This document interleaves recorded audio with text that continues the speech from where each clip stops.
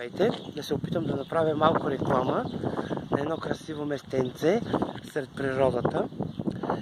Малко слънцето блести точно тая хотелска част, която искам да покажа най-хубавата.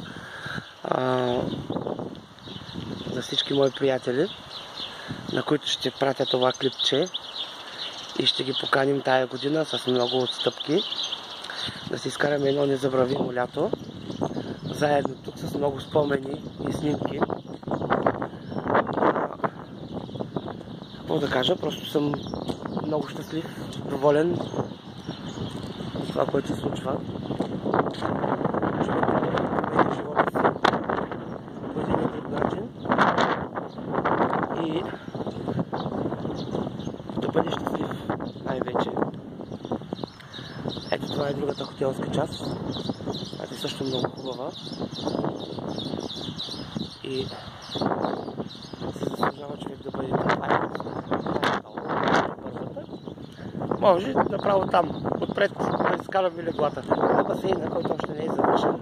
В активния сезон ще бъде готов с минерална вода от 27 градуса. И мисля, че ще бъде страхотно. Тук започва към нашия комплекс има къмпинг, който предоставя възможност на хората с палатки, с каравани да го използват дори и целогодишно, без никакви проблеми. Морето ни е точно на една пряка от нас, до нас. От прозорците ни, от всичко се вижда, че ние сме до него. Има масажно студио, който обичаме.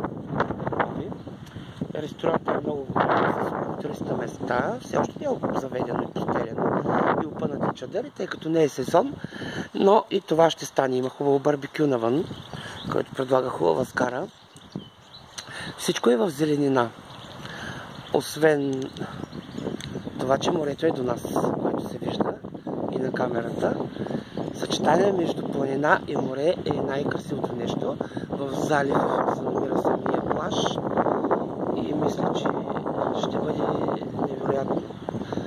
Долу на самия плаж има бар, който ще работи до късно вечерта, където може да правим караоке музика и да се наслаждаваме на лекия бриз, който ще ни лъха с много песни и алкохол и събавления. Това е от мен за сега.